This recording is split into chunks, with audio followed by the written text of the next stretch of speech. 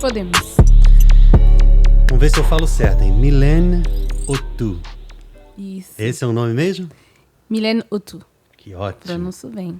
Deixa eu te perguntar uma coisa. Vamos começar pelo começo. Você é nascida em Senegal, que eu saiba. Isso. E seus pais são camaroneses. Isso. Conta um pouco dessa história aí. Como é que você saiu de lá, quando? Foi pra onde? Então, meus pais casaram em Camarões, tiveram os 3 primeiros filhos. Aham. Aí, meu pai, ele é aposentado, mas era tradutor, né? Uhum. E obteve um emprego nas Nações Unidas em Senegal. Aí toda a família se mudou para Senegal. Passaram uns 2 anos, eu nasci. E 6 anos depois a gente foi para Canadá, ainda pelo mesmo trabalho do meu pai. Então seu pai foi pra ONU? Isso, Incrível, hein? Ele fazia o que lá? tradutor, Ah, intérprete. tradutor. Então ele fala vários idiomas. Também, sim. Então esse teu dom de falar também vários idiomas você aprendeu em casa com ele, mais ou menos. Sim, mais ou menos. Inclusive, você melhorou bem no português desde julho pra cá, que você chegou em Você julho. percebe? Você chegou quando? Julho, foi? No Cheguei Brasil? em julho. Mas você já falava alguma coisa de português antes ou foi aprendendo? Já falava. Eu comecei a aprender português em 2007. Ah, sim. Comecei a tomar aulas lá na universidade, porque já tinha falado para os meus pais que eu queria ser cantora. Ah, Não queria ter uma carreira universitária, mas só para tranquilizar, eu peguei umas aulas lá e peguei português brasileiro. Poxa, Aí, assim, né? assim, eu entrei, vi as aulas, falei, por que não? Já falava espanhol, ou seja, já tinha estudado espanhol. Aí comecei a pegar aulas, gostei, e eventualmente eu entrei numa carreira de estudos hispânicos, aí peguei mais aulas ainda. Visitei o Brasil primeira vez, segunda vez, terceira vez já fiquei um tempo. Primeira vez você veio quando? 2008. Quer dizer, mas percebe-se que nada melhor do que viver no local para pegar direito a língua, né? Nada melhor, Porque- não existe. E qual é a língua que você se sente mais à vontade para falar? Francês. Porque é como se fosse a tua língua mãe, né? É minha língua mãe. Na minha família a gente só fala francês. Mas em Senegal, qual é o idioma? Francês e Wolof. Ah, certo. Em Camarões, francês, inglês e todas as línguas nativas de lá. Eu tava... Engraçado, a gente que é nascido na América tem uma cultura um pouco ignorante em relação à África, porque a gente tende a achar que a África é um país só, enorme, né? Inclusive, é impossível, porque é um negócio tão grande daquele, tem tantas culturas Pois é. diferentes, né? Tem países colonizados por portugueses, outros por franceses, outros que não Isso. foram colonizados. Tem países que são inimigos lá dentro. Só Camarões, para te dar uma ideia, foi colonizado tantos, primeiro pelos alemães, depois eles perderam a guerra, todas as colônias deles foram repartidas. Camarões foi dividido em 2, uma parte dos franceses, outros dos ingleses. Aí depois se unificou em um país, mas dentro do país a gente tem mais de 300 diferentes grupos étnicos lá, com línguas diferentes. E a coisa da cultura se mistura com religião. Eu sei um pouquinho, por exemplo, tem um lutador do UFC que é o Israel Adesanya. Ele é nigeriano. Sim, E a cultura nigeriana fala Yorubá. sim. Yorubá, que é o povo mais vasto da África, que tem maior quantidade, é o povo que tem essa cultura nígero-congo, que é Sim. a língua dos nigerianos e do Congo, né? É um pouco que eu sei. Mas, ao mesmo tempo, nós sabemos aqui no Brasil que Yorubá tem a ver com o candomblé. Tem, eu acho que já ouvi essa palavra aqui no Brasil Pois é, também. e eu fui ver umas fotos e tal, então o pessoal vestido com um pano por cima e tal, que deve ter a ver com a cultura lá, mas a cultura deve ser cruzada com a religião. Você, falando em religião, foi criada sempre como católica? Sempre com católica. Porque, na verdade, Senegal você viveu pouco, saiu aos 6 anos e foi para onde? Depois dos 6 anos, fomos para Montreal, Canadá. E aí cresci até a idade adulta. E o que é que você sabe da língua mãe de Senegal, fora francês? Você sabe um pouco? Você lembra um pouco ainda? Algumas palavras, mas poucas. Eu vi esse post que você fez hoje no Facebook, que você encontrou um senegalês, né? Sim, ele me viu. Não sei como, mas não é a primeira vez que me falam que pareço senegalesa, né? Aí ele falou Nangadef. Ah, Que tipo, oi, como você tá, né? E aí na hora... Na hora eu falei Magnifique. Aí depois falei, puxa, até aqui a pessoa reconhece que eu sou do Senegal. E é interessante porque essa tua resposta, magnifique, parece magnifique em francês. Então deve ter uma influência, Acho né? que deve ter também. Mas a palavra que ele disse, qual foi nisso? Ele falou Nyangadef. Que não tem nada a ver com o francês. Então você vê como é que a língua tem uma influência, Sim. mas não 100%, né? Isso.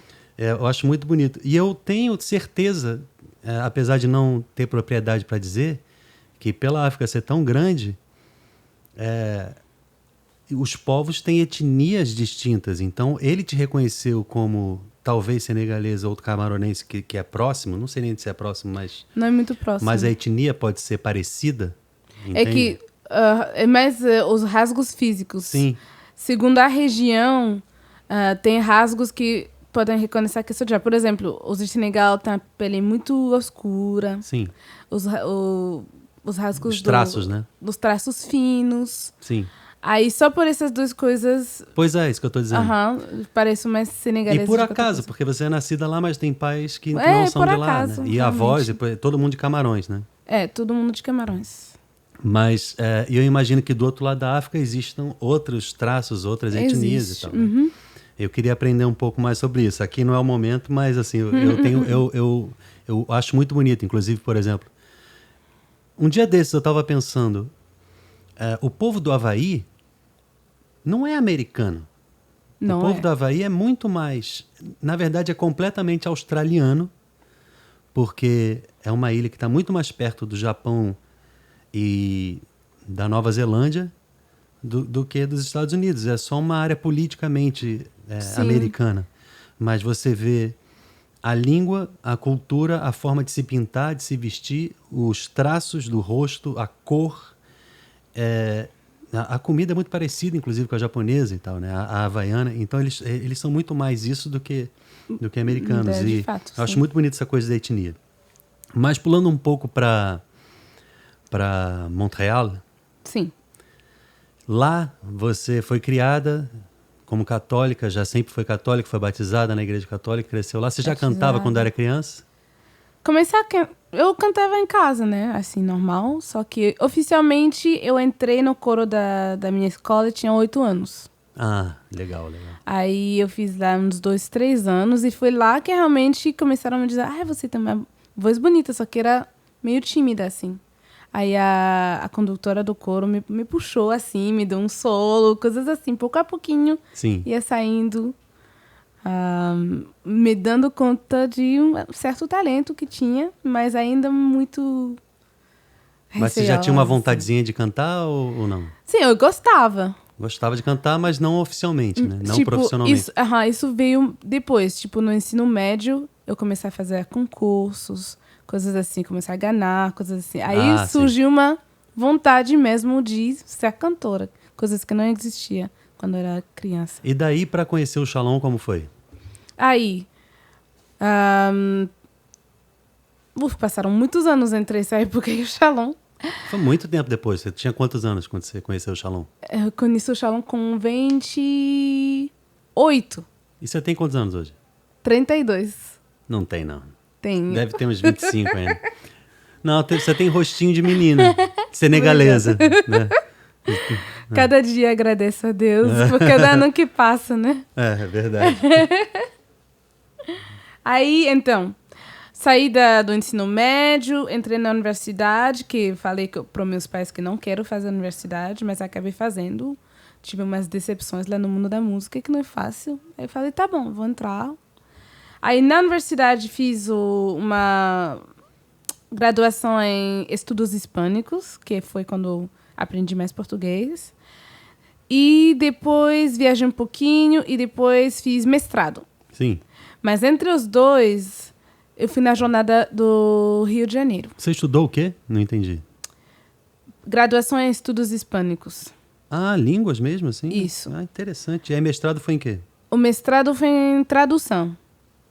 Só que... Puxou o pai mesmo, né? Porque o pessoal especializado em língua, é incrível isso. Sim. Então, assim, Em 2008 eu fui na Jornada do Rio, a Jornada Mundial da Juventude. E lá realmente senti alguma coisa. Eu falei... No Rio foi 2013. 13. Já nessa época, estava ainda na graduação. Mas Deus falou assim, esse país, o Brasil no caso, tem alguma coisa especial, tem que voltar aqui. Eu já tinha feito um intercâmbio no México. Eu gosto de viagens longas, assim, para conhecer bem a cultura. Eu me coloquei no coração, eu vou fazer uma viagem mais longa nesse país.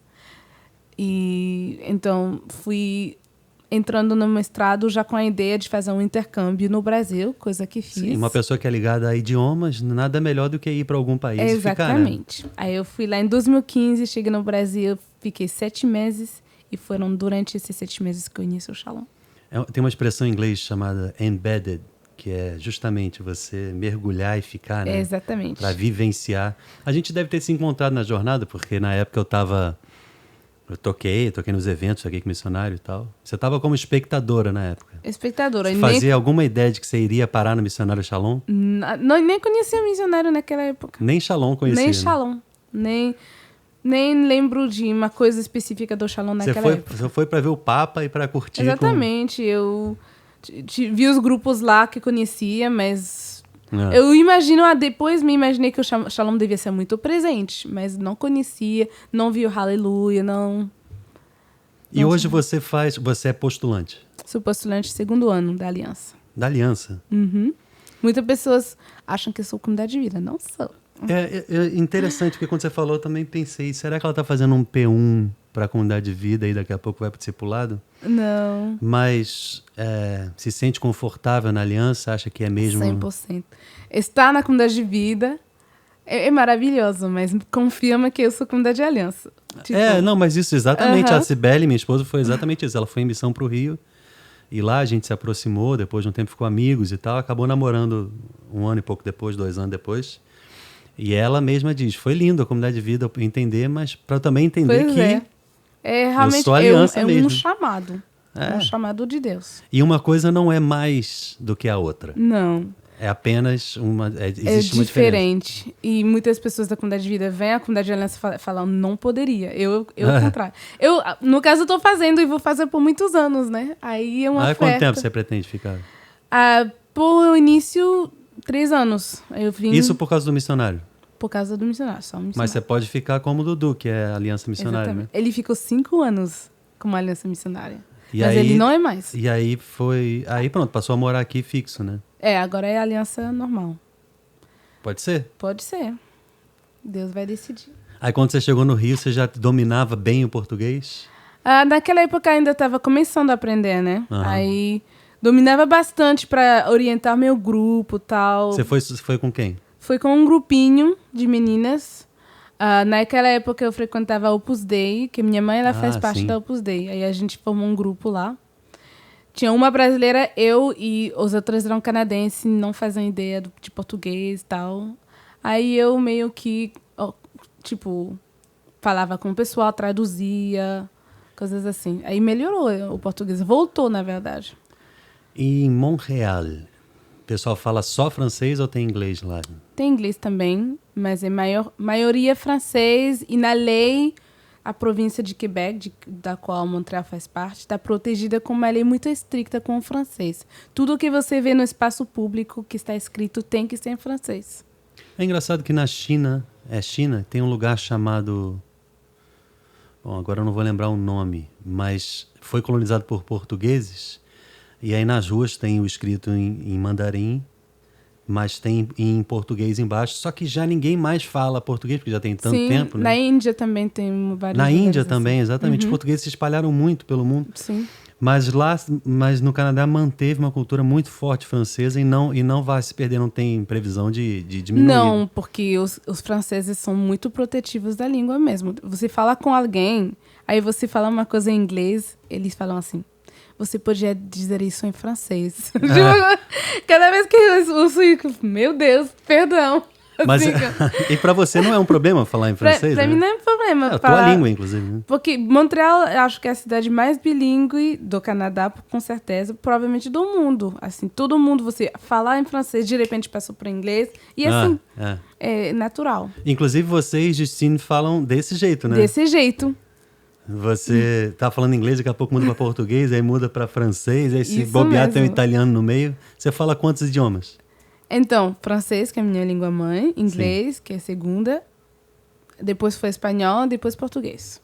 Aí o italiano ainda não... Não quis aprender italiano, porque sinto que vai me misturar muito entre meu português e meu espanhol.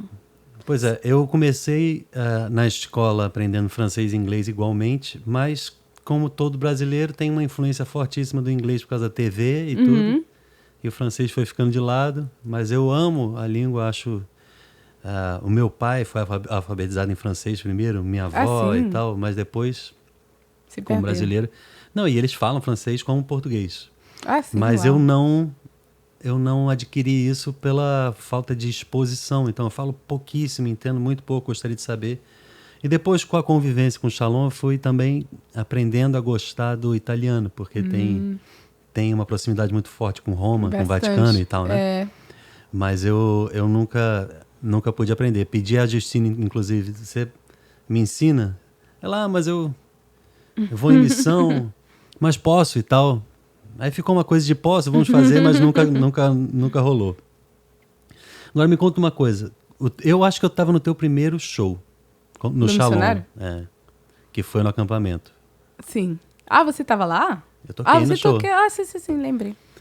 Inclusive o Theo, meu amigo, ficou pensando, essa dançarina é legal. Aí depois ele viu você cantando.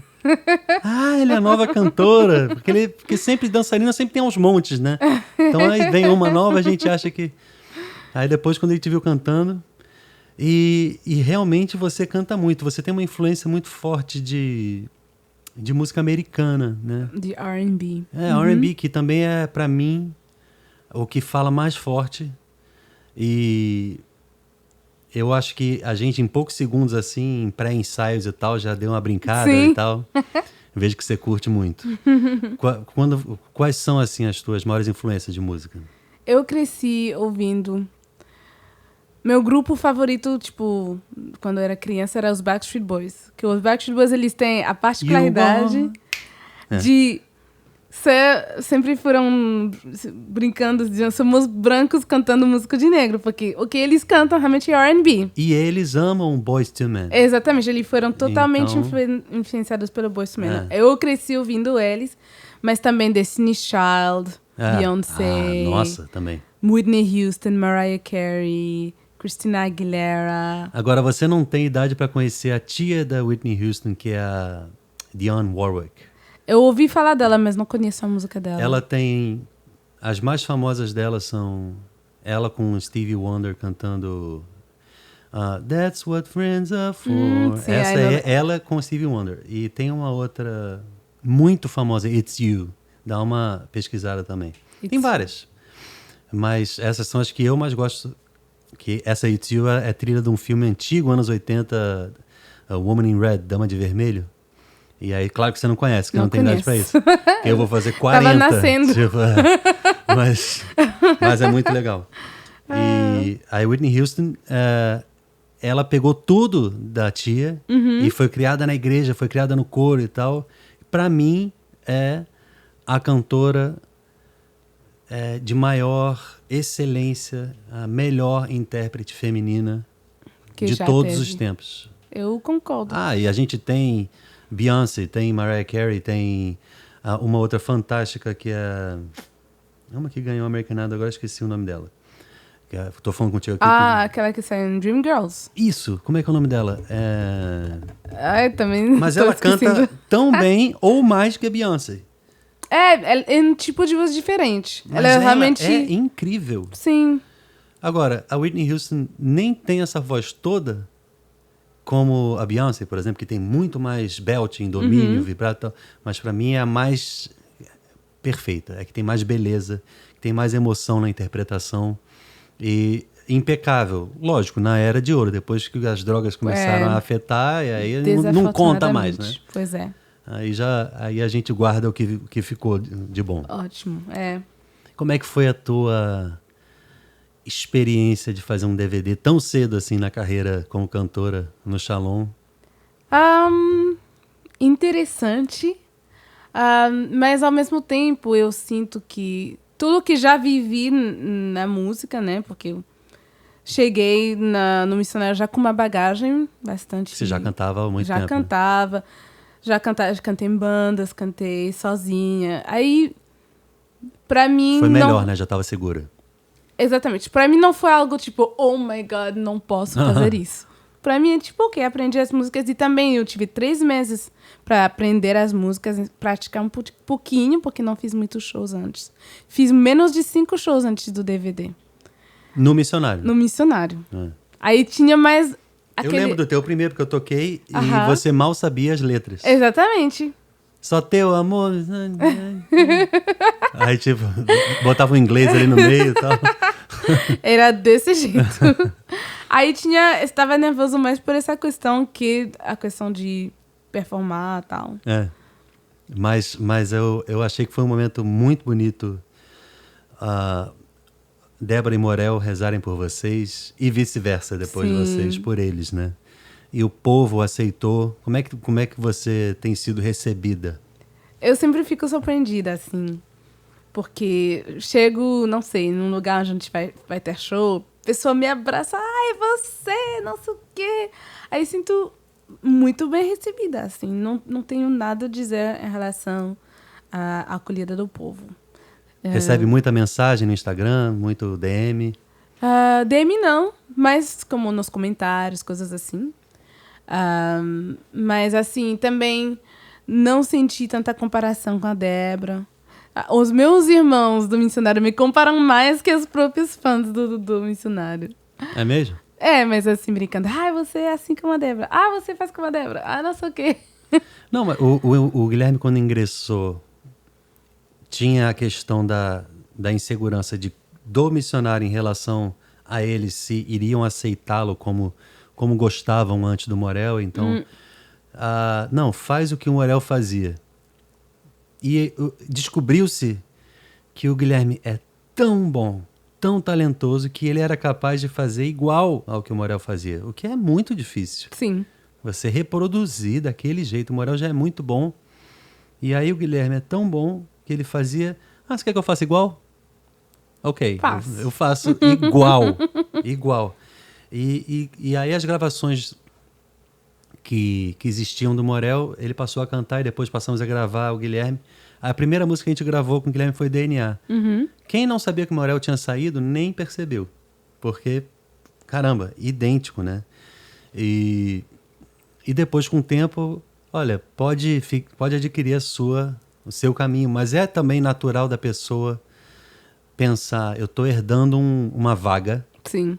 Então eu não vou aqui fazer muito diferente, porque eu também não quero chocar nem ser repudiado. Então acaba... Pra mim, eu acho que foi... Pra mim, minha reação foi o contrário. Eu falei, a Débora canta desse jeito. Eu não vou fazer a mesma coisa que ela. Eu vou achar o que eu posso agregar, né, nas músicas. O que é sensacional. Porque, pois é. Tem que ser assim, né? Eu acho. Mas cada um tem seu caminho, cada um tem... E você já tinha um caminho, então não era algo... eu tô começando agora, então peraí, vamos... Você já tinha uma história de cantora e já tinha uma experiência, então você já tinha sua identidade. Sim. E eu acho isso autêntico. E outra, eu acho muito bom, inclusive, você ter chegado nem falando português tão bem, porque isso também te dá dá uma diferença, né? As pessoas ficam, caramba, olha que interessante o sotaque dela e tal, na forma dela cantar. E você canta tanto que a coisa sobressai. Eu lembro que eu estava uma vez nos Estados Unidos, quando morava lá, em Nova York, e eu tinha essa preocupação de não conseguir falar, de achar que não ia ser aceito por causa do sotaque e tal. E a pessoa falou para mim, é interessante você ter o teu sotaque, porque se você falasse como nós, ia ser apenas mais um, não tem a menor graça. Pois é. Então, lógico, você quer aprender a falar melhor inglês, fala, mas essa coisa tua do sotaque brasileiro, bom manter. E aí eu fui me acostumando e aceitando essa realidade de... É difícil. Pra mim, até o dia de hoje, quando eu canto lá na missa, na diaconia, tem coisas que não... Tem palavras que ainda não pronuncio bem. Sim. E meus irmãos falam, não é assim, é assim, não é assim. E ainda fico errando. Não, e vamos aprendendo. Mas, e tem também o seguinte, dependendo da idade, fica cada vez mais difícil, porque o teu cérebro é muito acostumado com aquela língua. Então, por exemplo, você ainda deve falar melhor francês do que inglês. Sim. Porque você, quando criança, era só francês.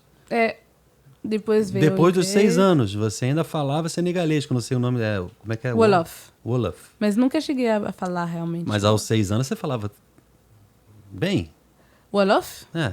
Não. Era mais francês também. Mais francês. Sempre foi mais francês. Ah, entendi. Então nem foi um choque tão grande, que era só francês mesmo. Chegando no Canadá, então aquela coisa continuou. Francês, vamos manter. Inclusive, teus pais devem ter ido para lá porque lá se falava francês. Pois é. Aí, toda a minha vida, até os 9... Eu comecei a introduzir o inglês na minha vida quando a gente teve aulas de inglês, que lá é desde o ensino fundamental, Sim. aos 9 anos. Que comecei a ouvir inglês, comecei a falar. Depois, aos 13, 14 anos chegou o espanhol e depois aos 20 anos o português. E você, aos 20, já sentiu mais dificuldade de aprender o português do que quando você foi aprender inglês quando criança? A dificuldade foi diferente, porque como eu já tinha aprendido espanhol e que os dois são muito similares, parecidos, aí eu falava muito portunhol, muito portunhol. Mas de assimilar era igual? Não achei difícil assimilar. Mas a primeira vez que eu fui morar no Brasil, eu misturava muitas palavras, assim. Ah, mas eu acho que tá incrível. Você fala mais português do que eu falo francês, assim, de 1000. Pessoal que tá assistindo, já estamos gravando. Eu tive que parar porque eu fui verificar a câmera. Aí eu percebi que eu esqueci uma luz que a gente acende para iluminar aqui. Aí fica essa sombra aqui. Ninguém reparou? Agora que eu tô contando, todo mundo vai reparar, né? Porque eu sou bem esperto. Esse cara aqui, que fez esse quadro para mim, que é o logotipo do podcast, sim, é um canadense sim. também, chamado Ted Munds. Só que ele deve ser da área inglesa, né? Ele mora aqui? Não, ele mora no Canadá. Aí ele faz esse tipo de mosaico com tile. Sim. Então, ladrilho em português e aqui é azulejo. Só que eu acho que em inglês é tudo um nome só, tile. Eu vivi com uma moça que também fazia coisas assim. E aí ele faz esses quadros para um monte de gente e eu assisto alguns podcasts em inglês e eu vi a arte, procurei o nome, achei, falei no Instagram, fui atrás do cara e perguntei se ele faria para mim, mandei o logo, ele fez, em pouco tempo, em um mês chegou para mim, incrível, né? É muito Eu tava esperando para usar na sala nova, que eu vou mudar de sala em breve. Só que aí eu pensei, não, a canadense vem conversar comigo aqui, eu vou botar o quadro do outro canadense. Mas conta um pouco como é que tem sido a tua vivência no Shalom aqui, em Fortaleza. Você já gravou outras coisas, além do missionário, você tem gravado outras coisas com a comunidade lá na Diaconia, né? Tenho. Eu participei, a gente tá gravando ainda o Cantai 2020. E acabamos de gravar os vídeos e os áudios da campanha vocacional 2020. E são o quê? São músicas? São músicas inteiras, assim. O Morel disse que, inclusive eu tinha marcado, tô tentando marcar para ele vir aqui, porque gravou comigo, eu perdi o áudio e aí não pude publicar. E aí é difícil marcar com o Morel, porque ele nunca pode. Aí então vamos marcar na quarta, eu tenho a campanha vocacional. Aí me deu um mixed feelings de... eu quero participar também, eu não sei o que é, mas, poxa, vem pra cá que eu quero gravar contigo no meu podcast. Mas aí como é que tá lá como é que tá lá essa campanha vocacional? Vocês estão gravando o quê? São vídeos? Então, a gente escolheu, acho que foram 6 músicas em 3 idiomas. Ou seja, cada música em português, espanhol e inglês. Aí são 18 em total, né? E repartidas entre eu, o Guilherme, a Justine, o Leandro, o Entre Tons. Entre Tons, mas só quem tá aqui, que é Guto e... Guto, Morel e a Thaís. Ah, Thaís, que a Lilian não tá, mas ela vem esses dias aí. Então... Aí você grava em todas as línguas? Isso. Aí, mas a gente não fez os vídeos para todas as línguas. Porque são e você ajuda o pessoal a pronunciar direito? Porque ninguém é melhor que você ali, você e Justine que... Como a gente deveria, gravou... Né? Eu não gravei no mesmo tempo que eles no estúdio. Deveria ter alguém ali para a Justine, né? Foi que mais participou, ajudou com as pronúncias. Ela é muito boa nisso. Sim. Eu estava reparando ela no coral aqui do Shalom que reúne todo mundo. Ela estava ensinando uma música em francês pra gente cantar numa ocasião que eu acho que foi o aniversário do Moisés, não lembro mais. No CJS, não era? Ah, foi. Uhum. Exatamente. Eu primeiro que eu acho lindo que o francês não tem problema em mexer o lábio, né? Uhum. Então, o que é o que é o que é e, abre mais. Sim. E a gente em português, sem perceber, mexe menos a boca. Sim. Que tudo sai da língua mesmo, né? De dentro. E quando a gente vai falar je, le poisson, a gente não está acostumado com esse movimento, né? E aí o pessoal fica je suis, né? Porque é mais difícil. É bem isso. E aí eu fico pensando, tem que ter uma nativa para dar uma ajustada. E como é que tem sido a vivência como missionário na estrada? Vocês estão viajando muito? A gente está viajando bastante. Desde que comecei a fazer os shows que foram depois da CJS, mais ou menos a gente tem pelo menos um show por semana. Às vezes pode passar um pouco mais de tempo, mas... Toda semana tem show? Toda semana quase tem show. Às vezes a gente bota uma folga para descansar mesmo. Tem que ter uma por mês, né? O Gustavo, inclusive, ele cuida de... Exatamente. Mas é mais ou menos isso. Às vezes tem mais de um show por semana. Pode ser 2, pode ser 3. A gente sai a sexta-feira, volta na segunda, porque cada dia tem show. E tem a vida comunitária. Você mesmo da Aliança está vivendo na comunidade de vida, né? Você mora na Diaconia? Moro na Diaconia. Estou na mesma casa que o Guilherme.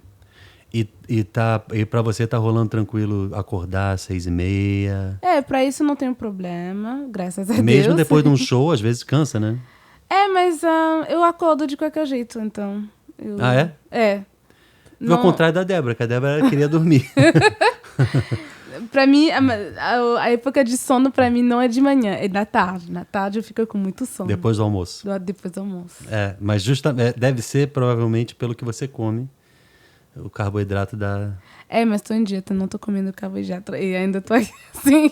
É só o fato. Eu acho que você tá com uma forma até mais magra do que quando você chegou. Definitivamente. Muito bem. Obrigada. Está indo muito bem, muito comportada. E eu, inclusive, estava falando isso com o Bruno Faglioni, que você deve saber quem é, que é o cantor do Rosa de Saron. Porque a gente tem uma relação de amizade, porque ele começou... trabalhando... Começou não, mas a gente pegou ele para produzir na fábrica, minha produtora, a Fábrica Produções. E aí a gente começou a querer lançá-lo como cantor solo. E logo depois o Rosa chamou ele para fazer parte da banda. E eu imagino que nessa transição de responsabilidades e de grandezas, ele tenha sentido a pressão... É uma pressão enorme. De assumir uma coisa que já é grande... e que você não ajudou a fazer crescer, você já pega ela lá em cima, né? Rosa de Saron é uma banda enorme. Então, eu acredito que emocionalmente para ele tenha sido difícil e ele engordou. Então, ele já não é alto. Né? E aí, qualquer centímetro para uma menina... Não, mas para uma menina não ser alta é normal. Mulher alta é que é raro. Agora, para um homem, já fica menos interessante de se olhar, porque a gente supõe que homens sejam mais altos. Então, qualquer centímetro já fica gordinho. E eu fui falando para ele, olha... Aí, logo que ele entrou no Rosa, antes de gravar ainda, eles chamaram a gente e perguntaram, você pode produzir a primeira música e vamos fazer o CD e tal. E aí, depois eu puxei ele de lado, depois da reunião, que eu fui a Campinas para me reunir com o pessoal. Depois eu puxei ele de lado e falei, olha, a gente vai gravar, você vai fazer... clipe, vai participar do show, mas você faz só o seguinte, emagrece antes de gravar esse clipe. E aí, quando ele esteve aqui recentemente, ele veio gravar o podcast comigo e a gente conversou de novo. Eu falei, cara, pensa o seguinte, hoje você tem uma motivação maior. Porque, por exemplo, para mim, se eu ficar gordo, se eu ficar magro, tanto faz, porque ninguém tá me cobrando, eu não tenho responsabilidade de aparecer num palco. Eu até toco e tal, mas eu tô no teclado ali atrás. Sim. Agora que eu tô aparecendo mais em vídeo assim, eu fico um pouco mais preocupado. Mas até então, não.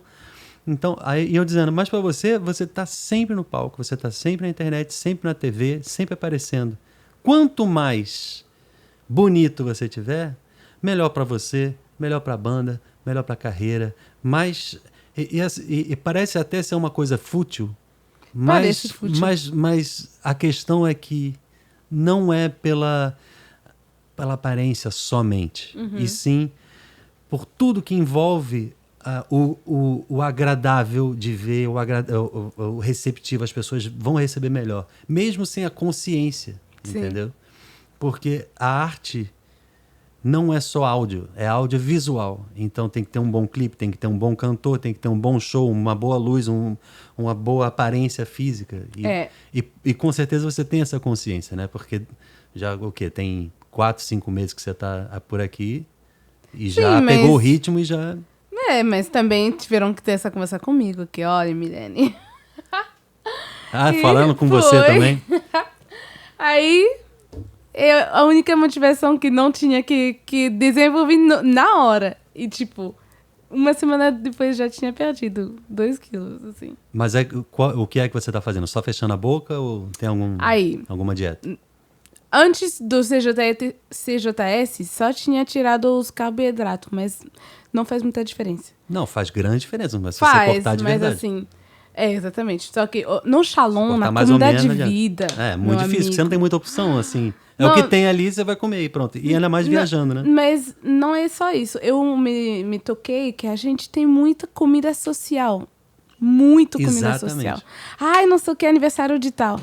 Festa de tal santo. Ai, não sei o que, coinonia. Aniversário do irmão. Exatamente. Aí você acaba comendo em todo lugar, em todo o tempo. Aí, no momento que me percebi isso, comecei a recusar. Não, obrigada. Às vezes... falo, não vou, assim, tem que falar assim, porque senão não consigo. E viajando aí o também. Pessoal que te recebe, mesa farta, cheia de salgadinhos, cheia de coisa.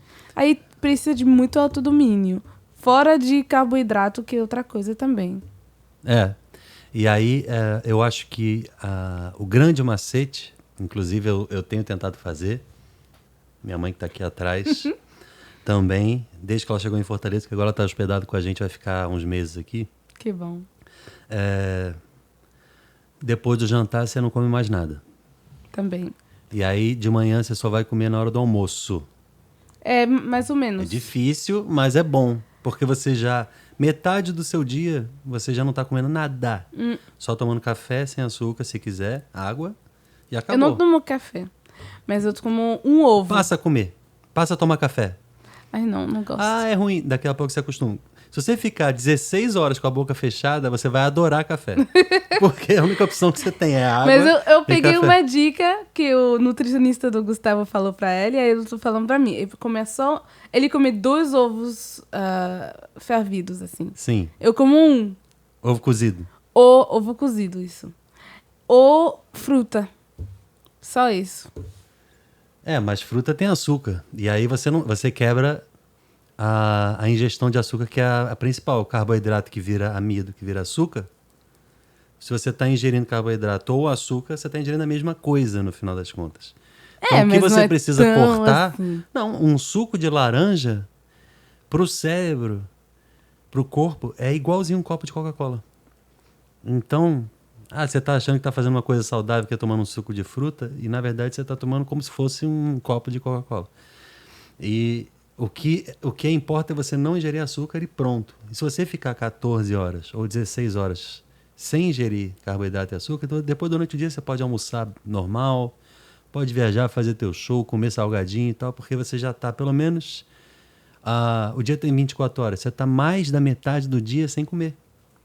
Mas como eu não tomo café, Aí fica sem nada, Aí né? é água.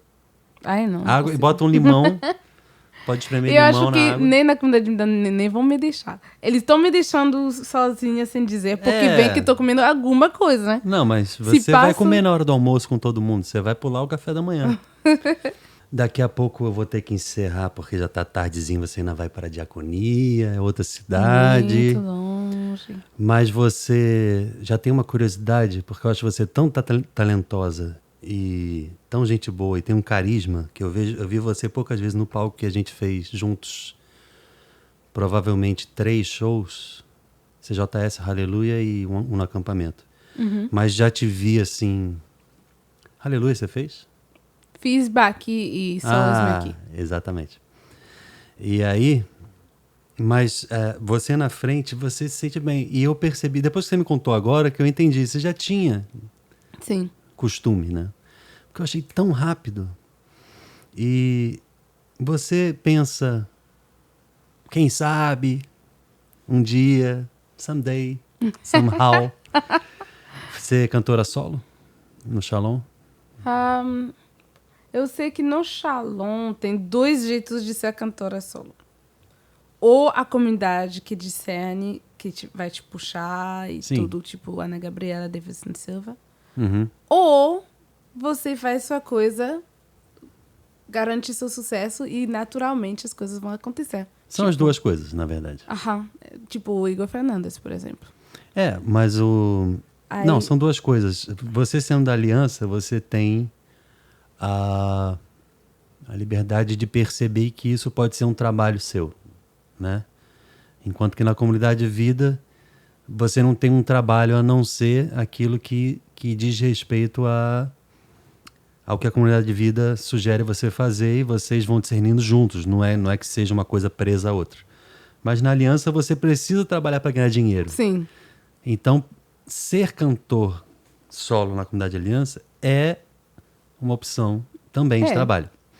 Então, o Igor, o Davidson, a Ana Gabriela. A Ana Gabriela foi do missionário e depois, com o tempo, já queria ser cantora e bastante tempo rezando e sendo formada e discernindo com a comunidade. E depois, a gente foi produzir o álbum dela em 2014. E ela já tinha 10 anos quase que ela estava esperando. Sim.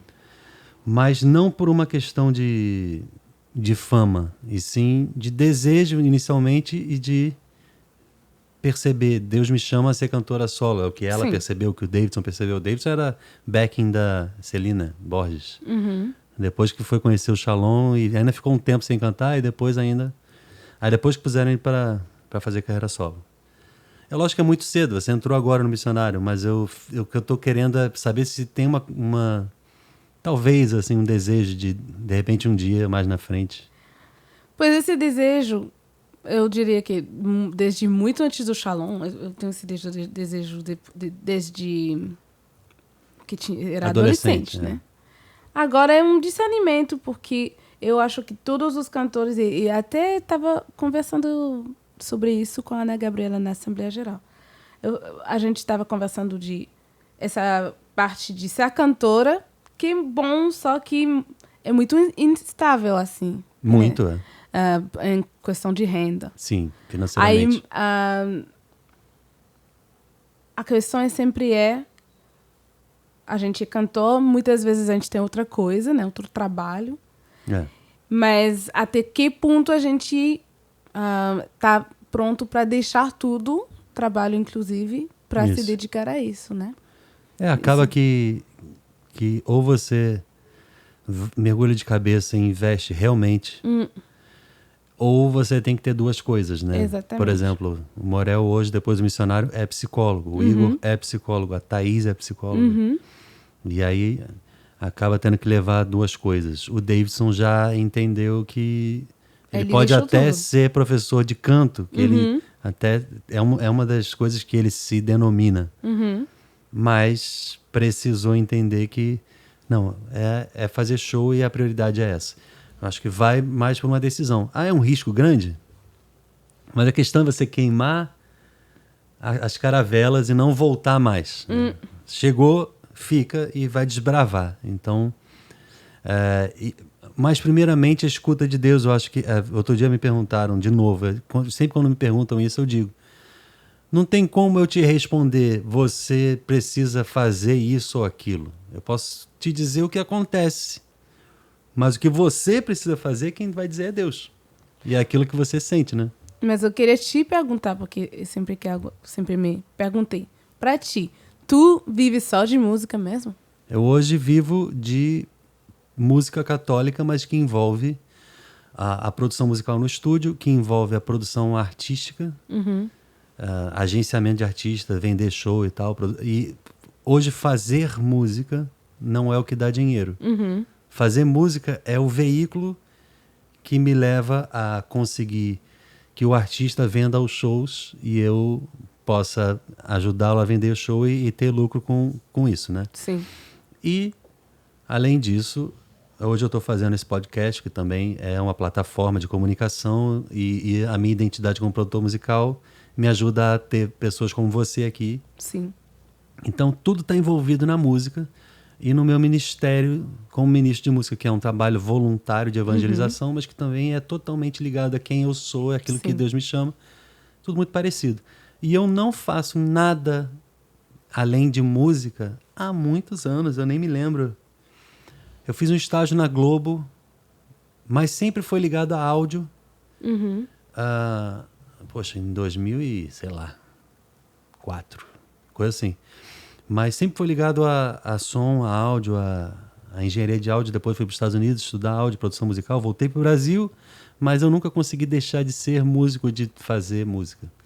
Então, em 2005, quando ingressei no Shalom, eu estava antes tocando em banda por aí e tal, e um amigo meu me chamou para ajudar na música do Shalom, e eu logo reconheci que ali era o meu lugar e fui namorando o local, as pessoas e me apaixonando, e aí fiz vocacional e nunca mais saí. Aí percebi, tudo que eu passei, tudo que eu estudei, tudo que eu experimentei de vivência em banda, para poder lidar com outros músicos, para poder aprender a escrever, para poder arranjar música, tocar ao vivo, tudo foi uma escola para que Deus me pusesse no Shalom e eu pudesse dar o que eu sei, o que eu posso dar, e aprender novas coisas também com os irmãos.